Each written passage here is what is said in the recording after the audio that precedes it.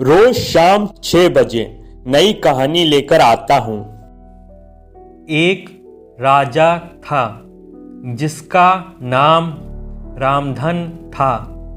उनके जीवन में सभी सुख थे। राज्य का काम काज भी ऐशो आराम से चल रहे था।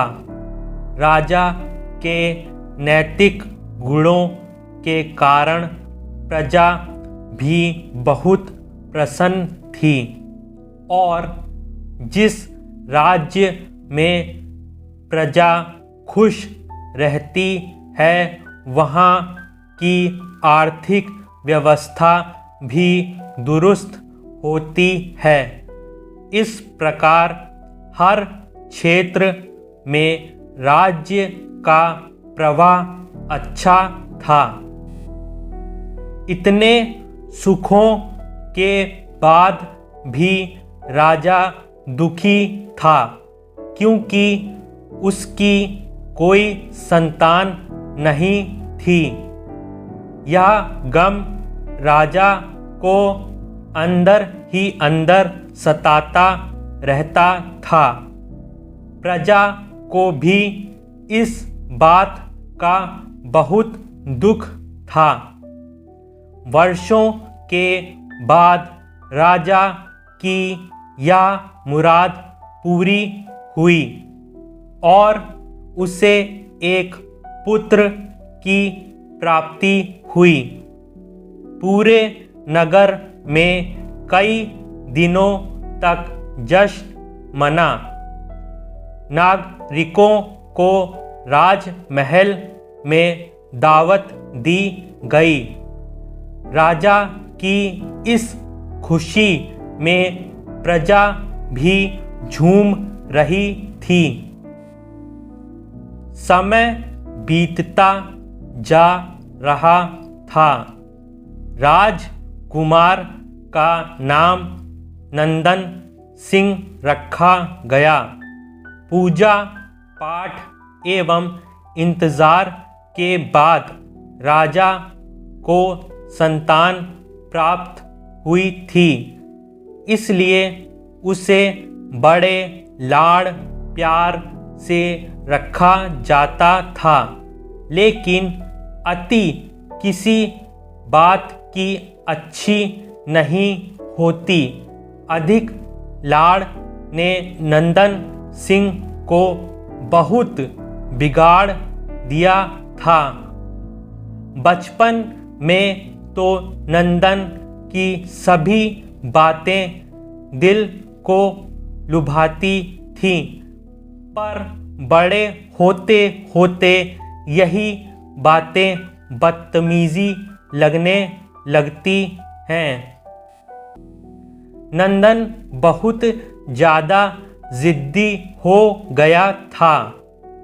उसके मन में अहंकार आ गया था। वो चाहता था कि प्रजा सदैव उसकी जय जयकार करे, उसकी प्रशंसा करे।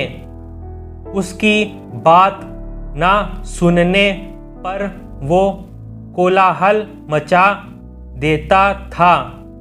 बेचारे सैनिकों को तो वो पैर की जूती ही समझता था। आए दिन उसका प्रकोप प्रजा पर उतरने लगा था। वो खुद को भगवान के समान पूजता देखना चाहता था।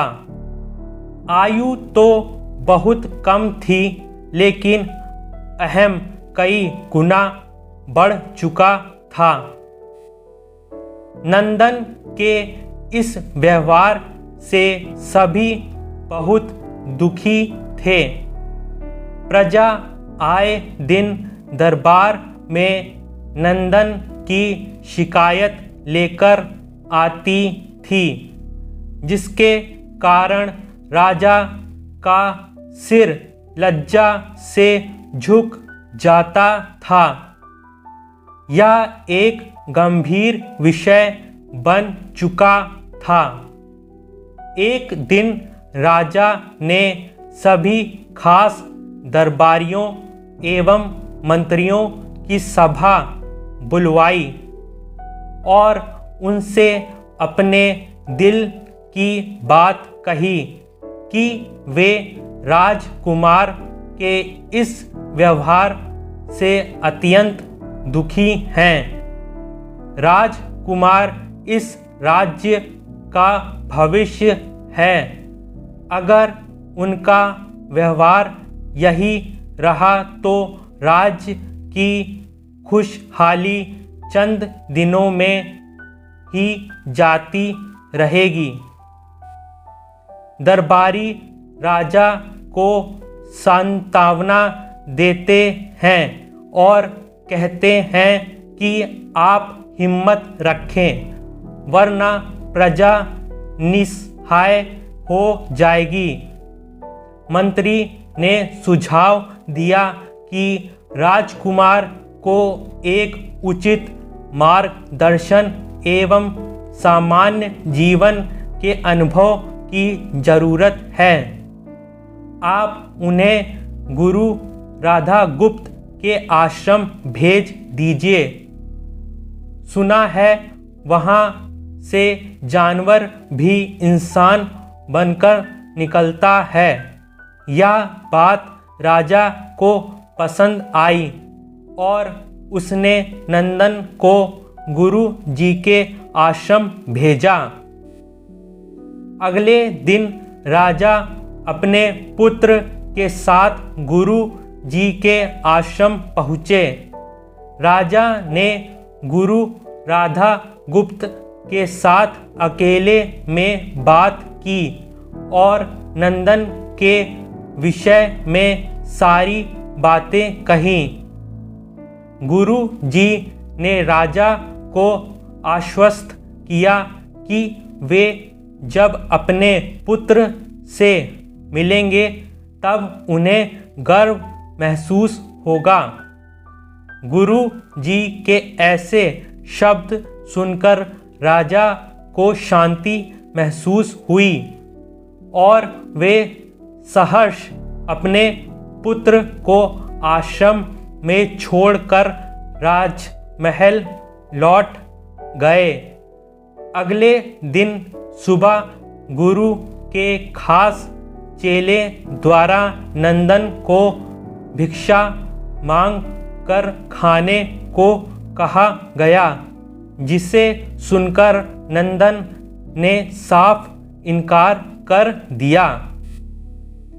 चेले ने उसे कह दिया कि अगर पेट भरना है तो भिक्षा मांगनी होगी और भिक्षा का समय शाम तक ही है, अन्यथा भूखा रहना पड़ेगा।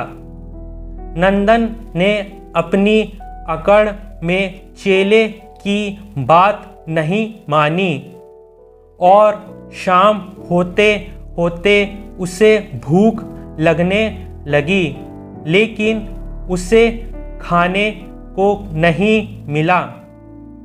दूसरे दिन उसने भिक्षा मांगना शुरू किया। शुरुआत में उसके बोल के कारण उसे कोई भिक्षा नहीं देता था, लेकिन गुरुकुल में सभी के साथ बैठने पर उसे आधा पेट भोजन मिल जाता था।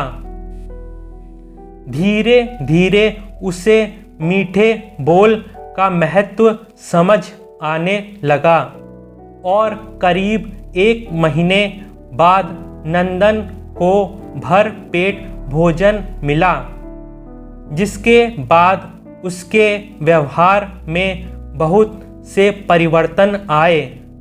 इसी तरह गुरुकुल के सभी नियमों ने राजकुमार में बहुत से परिवर्तन किए, जिसे राधागुप्त जी भी समझ रहे थे। एक दिन राधागुप्त जी ने नंदन को अपने साथ सुबह सवेरे सैर पर चलने कहा। दोनों सैर पर निकल गए। रास्ते भर बहुत बातें की। गुरु जी ने नंदन से कहा कि तुम बहुत बुद्धिमान हो और तुममें बहुत अधिक ऊर्जा है जिसका तुम्हें सही दिशा में उपयोग करना आना चाहिए। दोनों चलते चलते एक सुंदर बाग में पहुंच गए जहां बहुत सुंदर सुंदर फूल थे जिनसे बाग महक रहा था। गुरु जी ने नंदन को बाग से पूजा के लिए गुलाब के फूल तोड़ने कहा। नंदन झट से सुंदर सुंदर गुलाब तोड़ लाया और अपने गुरु के सामने रख दिए। अब गुरु जी ने उसे नीम के पत्ते तोड़कर लाने कहा। नंदन वो भी ले आया। अब गुरु जी ने उसे एक गुलाब सूंघने दिया और कहा, बताओ कैसा लगता है। नंदन ने गुलाब सूंघा और गुलाब की बहुत तारीफ की। फिर गुरु जी उसे नीम के पत्ते चखकर उसके बारे में कहने को कहा। जैसे ही नंदन ने नीम के पत्ते खाए उसका मुंह कड़वा हो गया और उसने उसकी बहुत निंदा की और जतर कतर पीने का पानी ढूंढने लगा। नंदन की यह दशा देख गुरु जी मुस्कुरा रहे थे। पानी पीने के बाद नंदन को राहत मिली। फिर उसने गुरु जी से हंसने का कारण पूछा। तब गुरु जी ने उससे कहा कि जब तुमने गुलाब का फूल सूंघा तो तुम्हें उसकी खुशबू बहुत अच्छी लगी और तुमने उसकी तारीफ की, लेकिन जब तुमने नीम की पत्तियां खाईं तो तुम्हें वो कड़वी लगी और तुमने उसे थूक दिया और उसकी निंदा भी की। गुरु जी से नंदन को समझाया, जिस प्रकार तुम्हें जो अच्छा लगता है तुम उसकी तारीफ करते हो, उसी प्रकार प्रजा भी जिसमें गुण होते हैं उसकी प्रशंसा करती है। अगर तुम उनके साथ दुर्व्यवहार करोगे और उनसे प्रशंसा की उम्मीद करोगे तो वे यह कभी दिल से नहीं कर पाएंगे। इस प्रकार जहाँ गुण होते हैं वहाँ प्रशंसा होती है। नंदन को सभी बातें विस्तार से समझ आ जाती हैं और वो अपने महल लौट जाता है। नंदन में बहुत परिवर्तन आता है और वो बाद में एक सफल राजा बनता है। इस कहानी को सबके साथ शेयर करना ना भूलें।